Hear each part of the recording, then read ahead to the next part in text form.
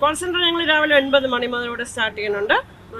ഇപ്പോൾ ഏകദേശം 26ഓളം പേരാണ് നമ്മുടെ കോൾ സെൻറ്ററിനകത്തുള്ളത്. 1 മാസക്കാലമായി കോൾ സെൻറ്റർ സ്റ്റാർട്ട് ചെയ്യാൻ തുടങ്ങിയിട്ട് വളരെ നന്നായിട്ട് തന്നെയാണ് കോൾ സെൻറ്ററിൻ്റെ പ്രവർത്തനം മുന്നോട്ട് കൊണ്ടുപോകുന്നത്. അതെ, ഞങ്ങളുടെ ഗുണഭോക്താക്കളെ ഞങ്ങൾ നേരിട്ട് വിളിക്കുന്നുണ്ട്. പിന്നെ കേന്ദ്രത്തിൻ്റെ പദ്ധതികളെക്കുറിച്ച് ഞങ്ങൾ അവരുമായിട്ടൊരു ഇൻട്രാക്ഷൻ, അവരുമായിട്ട് ഞങ്ങൾ സംസാരിക്കാറുണ്ട്. പക്ഷേ ഇത് സൗജന്യ റേഷൻ ആണെങ്കിലും കോവിഡ് വാക്സിൻ ആണെങ്കിലും അതുപോലെ തന്നെ കിസാൻ സമ്മാന നിധി ആണെങ്കിലും ഒരുപാട് പേർക്ക് ഇതിൻ്റെ ആനുകൂല്യം കിട്ടുന്നുണ്ട്. വീണ്ടും അവർ ആഗ്രഹിക്കുന്നതും ഇത് തന്നെയാണ്. കാരണം തുടർന്നും ഞങ്ങൾക്ക് ഈ സൗജന്യ റേഷൻ, കോവിഡ് വാക്സിൻ, അതുപോലെ തന്നെ സ്വനിധി, വഴിയോര കച്ചവടക്കാർക്ക് കിട്ടുന്ന തുക, ഇതൊക്കെ ഞങ്ങൾക്ക് വീണ്ടും കിട്ടണം എന്ന് തന്നെയാണ് സാധാരണക്കാരായിട്ടുള്ള നമ്മുടെ ആളുകൾ ആഗ്രഹിക്കുന്നത്. ഒരു നല്ല പ്രതികരണമാണ് ഞങ്ങൾ വിളിക്കുമ്പോൾ അവരിൽ നിന്നുണ്ടാകുന്നത്. ഉണ്ടോ? തീർച്ചയായിട്ടും ഉണ്ട്. ഞങ്ങൾ ഒരുപാട് അമ്മമാരുമായിട്ട് സംസാരിക്കാറുണ്ട്. അപ്പോൾ അമ്മമാരെല്ലാം പറയുന്നത് ഇപ്പോൾ കേരളത്തിൻ്റെ ഇപ്പോഴത്തെ അവസ്ഥയെക്കുറിച്ചാണ് അവർ പറയുന്നത്. ഒരു സ്ഥലത്ത് അവർക്ക് കൃത്യമായിട്ടുള്ള സാധനങ്ങളൊന്നും കിട്ടുന്നില്ല.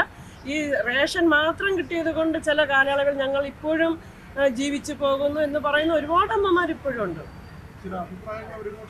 അഭിപ്രായം തീർച്ചയായിട്ടും പറയാറുണ്ട്. അവർ പറയുന്നത് ഞങ്ങൾക്ക് ഇപ്പോൾ കിട്ടിക്കൊണ്ടിരിക്കുന്ന ഈ ആനുകൂല്യങ്ങൾ തീർച്ചയായിട്ടും ഞങ്ങൾ വീണ്ടും ഞങ്ങളുടെ ഭാരതീയ ജനതാ പാർട്ടി, അതായത് ഇപ്പോൾ കേന്ദ്രത്തിൽ മോദിജി ഭരിക്കുന്നു, പക്ഷേ കേരളത്തിലേക്ക് വരുമ്പോൾ നമ്മൾക്ക് ഇപ്പോൾ ആരും തന്നെ നമ്മുടെ ഒരു പ്രതിനിധിയില്ല. ഞങ്ങൾ ഇപ്രാവശ്യം തീർച്ചയായിട്ടും ഭാരതീയ ജനതാ പാർട്ടിക്ക്, BJPക്ക് വോട്ട് കൊടുക്കും. ഈ കിട്ടുന്ന ആനുകൂല്യങ്ങൾ ഞങ്ങൾക്ക് തുടർന്നും കിട്ടണം എന്നുള്ളത് തന്നെയാണ് ഞങ്ങൾ വിളിക്കുന്ന ഏകദേശം ഒരു 98% ആളുകളുടെയും പ്രതികരണം. പിന്നെ അടിസ്ഥാന സൗകര്യമൊക്കെ മെച്ചപ്പെടുത്തുന്നതുമായി ബന്ധപ്പെട്ട ആളുകൾ അഭിപ്രായം പറയാറുണ്ട്.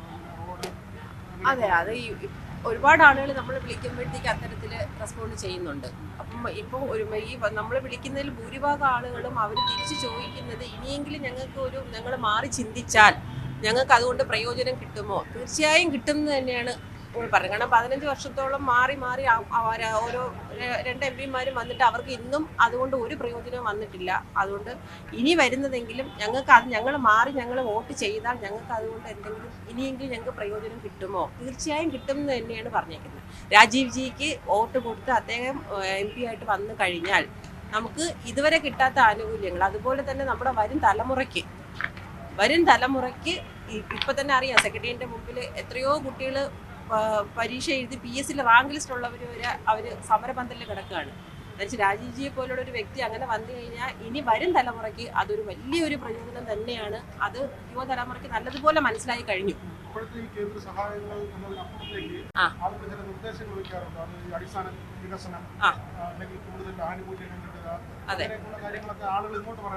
അത് എല്ലാവരും ഇല്ലെങ്കിലും ഒത്തിരി പേര് അതിൽ പറയുന്നുണ്ട്. ഇപ്പൊ തന്നെ ഹൈവേയുടെ നമ്മുടെ റോഡിന്റെ വികസനം, നമ്മുടെ ഈ സിറ്റിക്കകത്തുള്ള റോഡ് ഒഴിച്ച് ഹൈവേ എത്ര പെട്ടെന്നാണ് അതിന്റെ പണികൾ തീർന്നത്.